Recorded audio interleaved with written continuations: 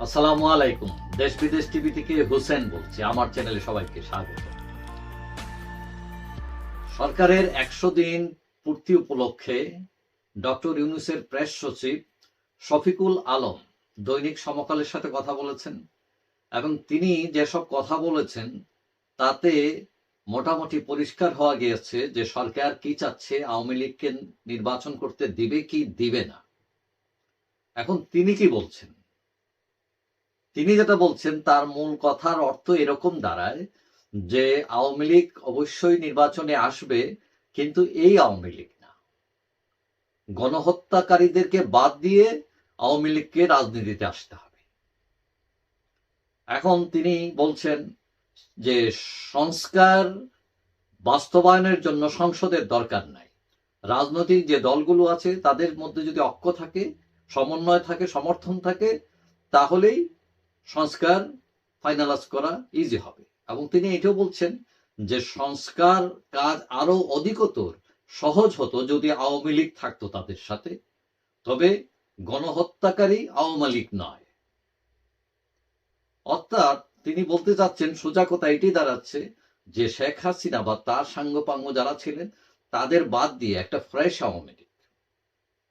তিনি শেখ হাসিনা বা তার যে মন্ত্রী এমপি যারা নেতা ছিলেন তাদের সমালোচনা করে বলছেন যে হত্যাকাণ্ডের জন্য এদের কোনো পরিতাপ নেই, এবং এই হত্যাকাণ্ড তারা স্বীকার করে না, উল্টো তারা আরো বলতেছে যে ৩,০০০ পুলিশকে মারা হয়েছে, উল্টো সরকারকে তারা দায় দিচ্ছে। এবং তিনি এটাও বলছেন যে একটা মানুষ বলতে পারলো না আওয়ামী লীগের যে হাসিনা অন্যায় করেছে, এবং তার প্রতিবারে একটা লোক এখনো পর্যন্ত পদত্যাগ করেনি। এই যে বাচ্চা পোলাপানরে মেরে ফেলা হলো, এটা নিয়ে তাদের কোনো অনুশোচনা নেই। তো তিনি বলছেন যে এখন আমরা কাকে সংলাপে ডাকবো। এখন তিনি এইটাও বলছেন যে এরা দিবাস্বপ্ন দেখতেছে যে সরকার ব্যর্থ হলে তারা দূর দূর করে ক্ষমতায় চলে আসবে। তিনি হয়তো মিন করছেন যে ট্রাম্পকে দিয়ে তারা একটা হিসাব নিকাশ করে ক্ষমতায় চলে আসবেন। তো এখন কথা হচ্ছে যে তিনি যে এইসব কথা বলছেন এগুলো অনেকগুলো লজিক আছে, কিন্তু এই যে যে দাঁড়িয়ে বলা যে আমি পদত্যাগ করলাম, আমি শেখ হাসিনার সাথে বা তার সরকারের এই অন্যায়কে সাপোর্ট করি না, আমি নিন্দা জ্ঞাপন করি, কিন্তু এই যে দাঁড়িয়ে বলার স্পেসই তো নয়। কোথায় দাঁড়িয়ে বলবে?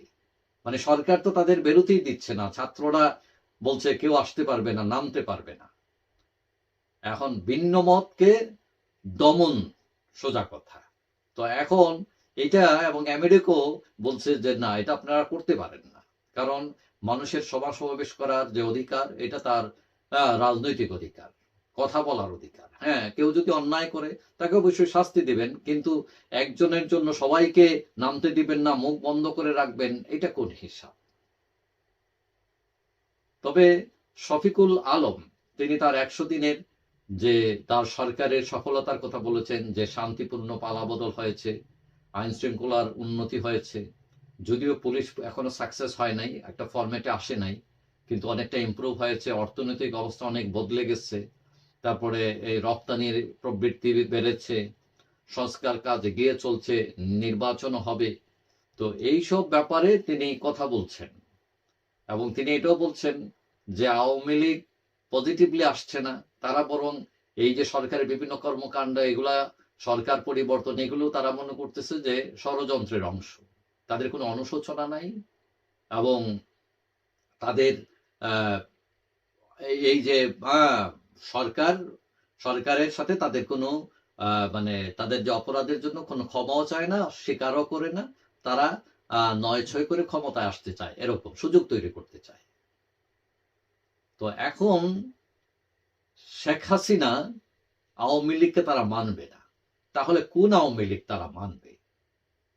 এখন প্রশ্ন উঠেছে যে আওয়ামী লীগ ছাড়া নির্বাচন যদি করে, তো এই নির্বাচনটা অনেকটা আওয়ামী লীগ স্টাইলের নির্বাচন হয়ে যেতে পারে, অর্থাৎ একতরফা নির্বাচন, এবং সেটাও গ্রহণযোগ্য না হতে পারে। সেই জন্য বিএনপি এটা বুঝতে পারছে, পরে তারা এই জন্য বলতেছে না, মানে তারা ওই আওয়ামী লীগকে বাদ দেওয়ার পক্ষে তারা না। যদিও অনেকগুলো দাবি করছে অনেকেই যে আওয়ামী লীগকে বাদ দিতে হবে, তারা 3 টার্মে বাদ দিচ্ছে আমাদেরকে, ওদেরকেও 3 বার বাদ দিতে হবে, এই টাইপের কথাবার্তা।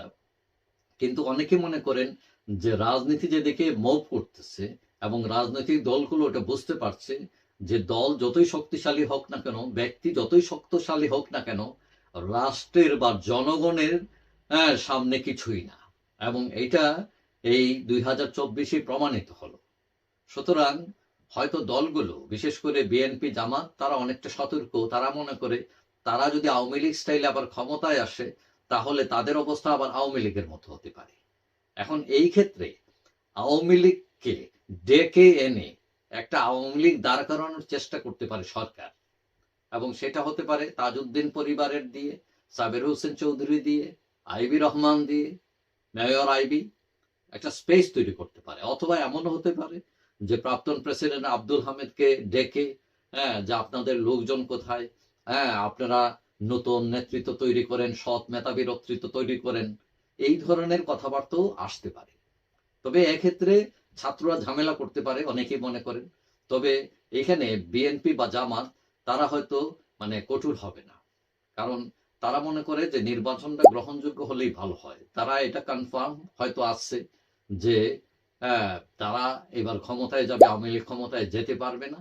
তবে তারা একটা টেকনিক সেটা ফলো করতে পারে যে আওয়ামী লীগকে, মানে শুদ্ধ আওয়ামী লীগকে নামতে দিতে পারে, কিন্তু মানে নির্বাচনের আগে দেবে, বহু আগে দেবে না, যাতে মাঠ তৈরি করতে না পারে, যারে ক্ষমতায় যেতে না পারে। তো এইটাই হলো হিসাব, যে বোঝা যাচ্ছে এবার যে আওয়ামী লীগকে তারা চায়, নির্বাচনে অংশগ্রহণ করতে দিতে চায়, কিন্তু সেই আগের আওয়ামী লীগ নয়, শুদ্ধ আওয়ামী লীগ, সোজা কথা হাসিনা ব্যতীত আওয়ামী লীগ। যাই হোক, সবাই ভালো থাকবেন। আশা করি দেখা হবে অন্য কোনো ভিডিওতে ইনশাআল্লাহ। আল্লাহ হাফেজ।